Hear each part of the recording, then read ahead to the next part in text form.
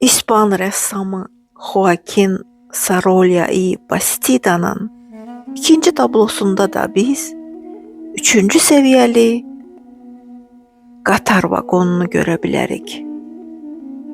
Bir şey etmiş ismi olan tablosunda əlində kelepçe olan bir qadın görürük. Qadın gözətçilər müşayiəti ilə ya məhkəməyə ya da cəza evinə yola düşür.